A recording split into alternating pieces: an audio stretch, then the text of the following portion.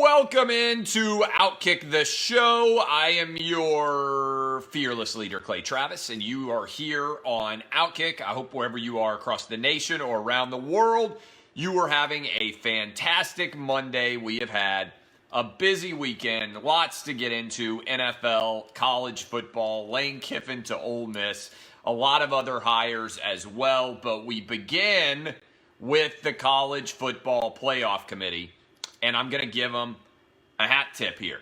They made the right selections of the four teams, and they seeded them appropriately. I think much of their rankings are a joke.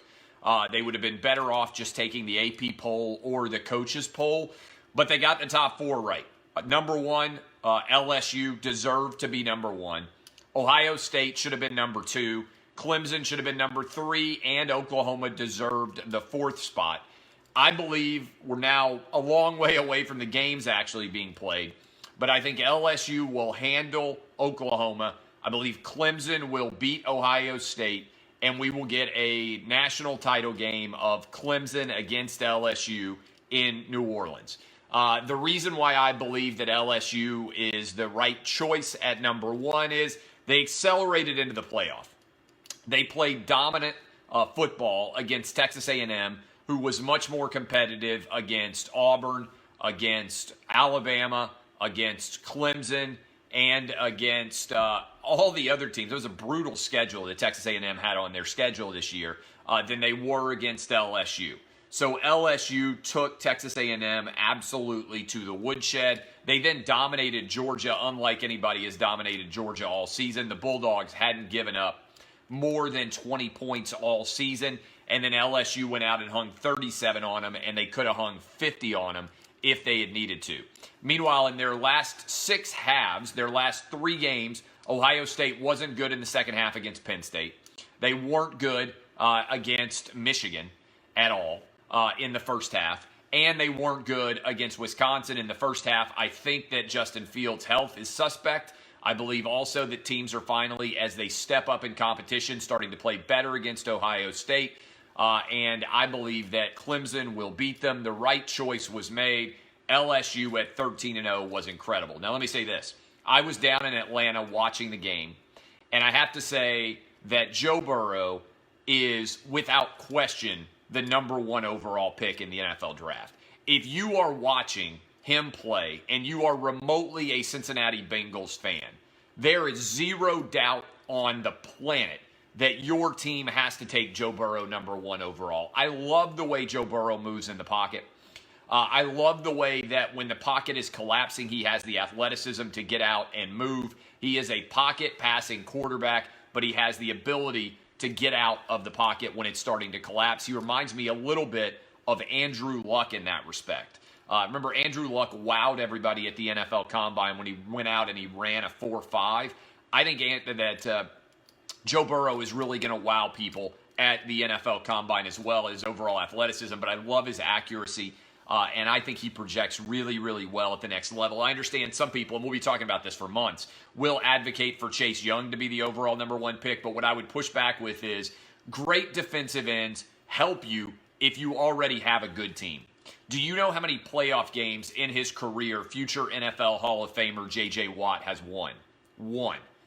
And it came in a game against the Oakland Raiders when they were on their third-string quarterback. I believe Connor Cook started that game against Brock Osweiler. All right? So if you break this down, a great quarterback can win you playoff games.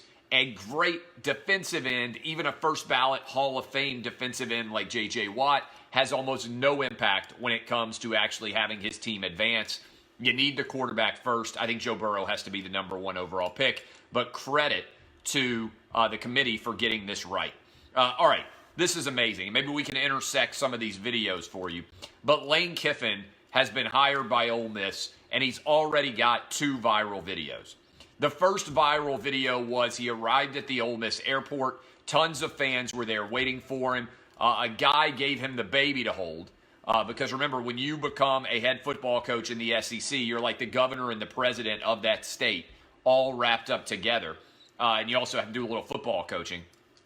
And Lane Kiffin held the baby for the picture. When he passed the baby back, the man said, "Make sure you get you a burner phone," which was clearly a reference to the mess that that previous Ole Miss coach Hugh Freeze found himself in for private phone calls, but also for the fact that you got to do whatever you can to lock up recruits, and a burner phone is a big part of that as well. Kiffin just had his introductory press conference. He was asked about that reception that he got on the tarmac at Oxford. And again, I hope we can grab the video and splice it in here, but he said, and I quote, something along the lines of, "It was a lot better than another experience I had on a tarmac," referencing being fired by USC 5 games into the USC season. So that is pretty incredible in and of itself.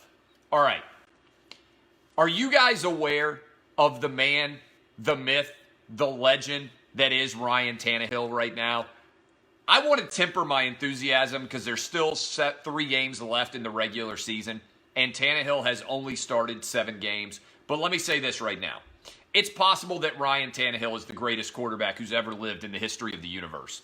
Right now, through 7 games, he's the top-rated quarterback in the NFL, and I am absolutely giddy over the way that he is playing. This Titans offense is off the charts right now, all right? I got a couple of stats for you that are going to blow your mind. The Titans right now there have been 11,878 NFL games since the league merger played since 1970. The Titans have 2 of the top 30 games in terms of yards per offensive play in modern NFL history in the past 3 weeks. We're talking about totally uncharted territory. That's according to Mike Herndon.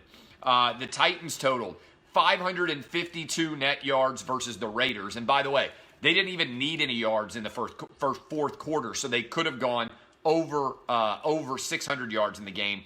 That's the most for the franchise since November 10th, 1991, okay? And it's the 6th highest game total in franchise history. In other words, since they have been named the Titans, they haven't posted that many yards, and it's the 5th best total by any NFL team so far in 2019. That, my friends, I thought was pretty outstanding. So, Titans play on Sunday. I will be there with my season tickets. The Titans have a chance to beat the Houston Texans and take over first place in the AFC South. With 2 games to go, Titans are a 3-point lead. I would like to think, off the top, but from the bottom of my heart, I'd like to thank the Miami Dolphins for letting Ryan Tannehill go and for paying almost his entire salary cap hit this year. Lord knows they couldn't use a quarterback in Miami right now. This is uncharted territory if Tannehill continues to play like this. There has never been in my life a situation where a first-round quarterback has been let go by the team that drafted him and then blossomed into a franchise quarterback somewhere else. I don't know how it's happening. I don't know why it's happening, but I'm so excited and I'm so scared right now, to quote the great Jesse Spano from Saved by the Bell. This is an unbelievable experience, okay? This is an unbelievable experience for Titan fans. 6-1 in the last 7 on absolute fire. All right, what about other big games in the NFL over the weekend? Jimmy Garoppolo has moved from game manager, a quarterback you win in spite of, to a quarterback you win because of. And I feel like it's happened totally under the radar in the grand scheme of things because Lamar Jackson has been grabbing all of the attention in the NFL this year, soaking up all of the oxygen. Jimmy Garoppolo was incredible on the road against the Saints. 48-46 win, the man play of the year. On 4th and 2, he hits George Kittle, and Kittle refuses to be tackled, drags everybody the entire length of the field. It was extraordinary to see how George Kittle made that play with his face mask all being held and everything else. 49ers now move from 5 to 1 thanks to the antiquated and ridiculous policy by which if you win a division, you get to host an automatic playoff game, even if you're crappy. I'm looking at you, Dallas Cowboys and Philadelphia Eagles and NFC East fans. It's an absolute joke. And as a result, it is unfortunate that the Seahawks maybe have to go on the road or the 49ers do, depending on how this division ends up shaking out. But for right now, the 49ers are the best team in the NFC. The best team in the AFC, Baltimore Ravens. Lamar Jackson and co. went on the road, hard-fought defensive struggle win over the Bills. Lamar Jackson just keeps answering his critics, and I was one early on, but when he started breaking out the nobody cares, work harder t-shirt, I kind of started to love him. I mean, all right, that's basically DBAP NFL style. Nobody cares, work harder. Well, the Ravens are working hard. Greg Roman has put together an incredible offensive attack. They now have a substantial 1.5 game lead over the New England Patriots with 3 games to go to be the overall number 1 seed in the AFC. Meanwhile, the Patriots, it's hard for me to cry for them. They got screwed on a couple of calls, which is an extreme rarity. The NFL officiating, the idea that you're blowing the whistle like they do is stupid. I officiated 1 game in my life.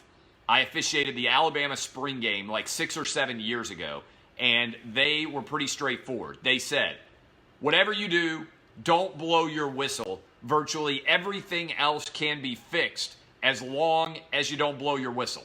So I don't understand how the highest paid officials in the entirety of football in the world can't avoid blowing their whistle and just letting a play progress. Let a guy return the ball for a touchdown, even if you think the ball was not out before the knee was down or anything else.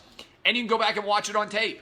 This has now happened at least 3 times that I'm aware of. The Saints got victimized when they had the ball come out against the Rams. They had a scoop and score, and they weren't Cam Jordan, I think it was, returned it all the way for a touchdown. They blew the whistle.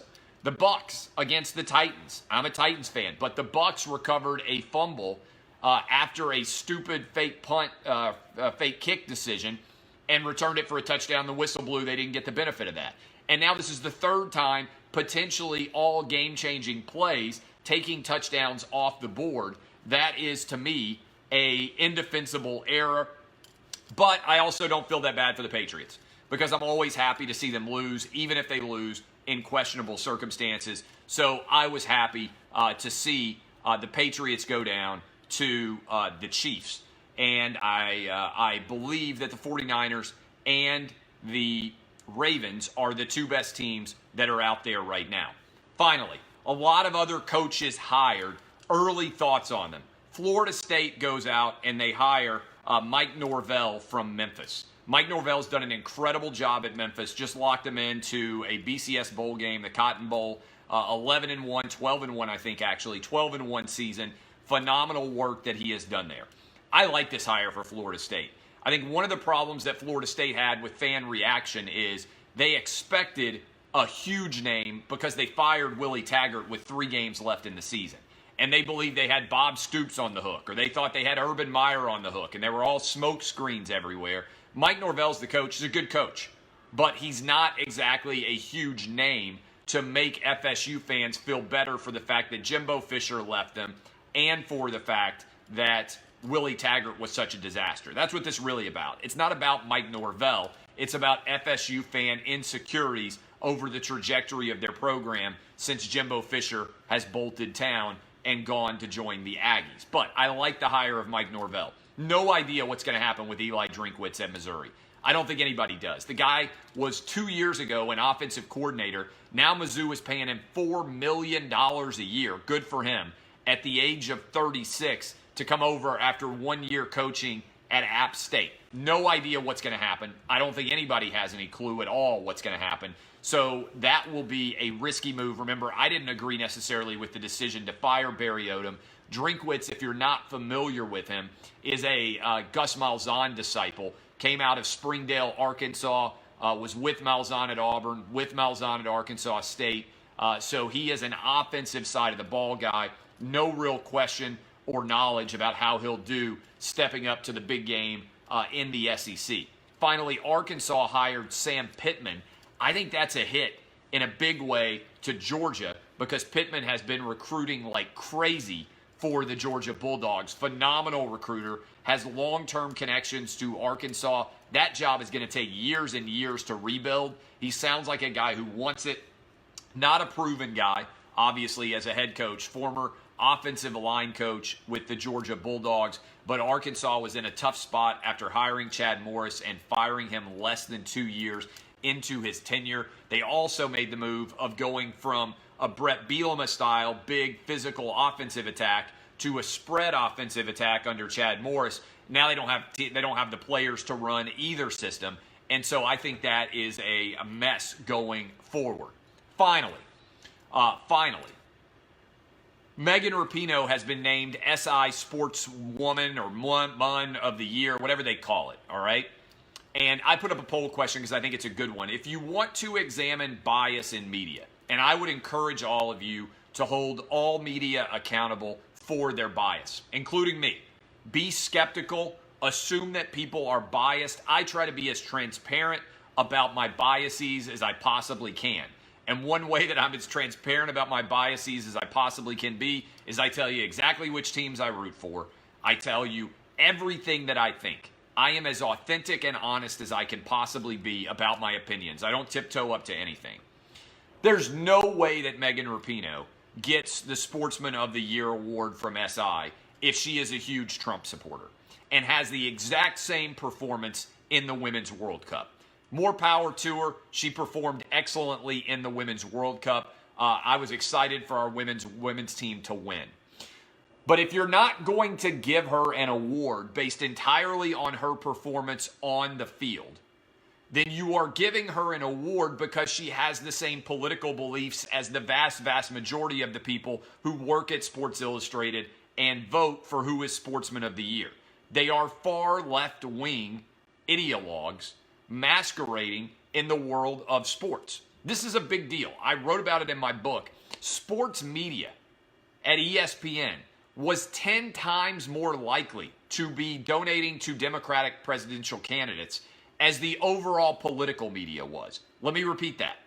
Sports media was 10 times more likely to be donating money to Hillary Clinton as the political media was. Okay? So people who are employed in sports media, by and large, are even more left-wing than people who are employed in politics. The media is liberal. And so I say this, that's fine. I don't begrudge anybody the right to their politics. But why should you be rewarding someone with an award only because they share your political beliefs? That's not brave. And the analogy I made is pretty straightforward. Megan Rapinoe is the exact same athlete, but instead of being a Donald Trump hater, she is a rabid Donald Trump supporter. Is there any way that SI names her Sportsman of the Year? The answer is no. It's much more rebellious in today's sporting society to be a supporter of Donald Trump than it is to attack him and ridicule him and say you don't support him in any way. It's fascinating to me how essentially awards like these are just opportunities for the sports media to reward themselves for praising athletes who have the exact same political opinions as them. Just think about it. Megan Rapinoe, exact same performance on the field, but after every performance, she talked about how much she loved Donald Trump and how she couldn't wait to go to the White House and how she believed he represented American exceptionalism. Is there any way she's the Sportsman of the Year for SI? The answer is no.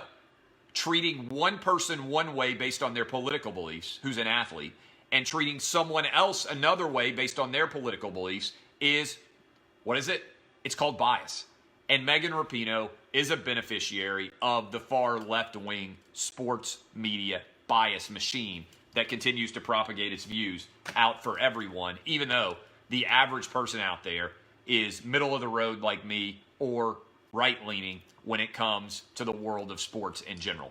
Love all of you. My name is Clay Travis. This is Outkick the Show. DBAP unless you need to SBAP. If you like the show, share it with your friends. I will see you guys on Lock It in about a half hour. Kisses. See y'all. Love you. Thank you, Facebook. See y'all.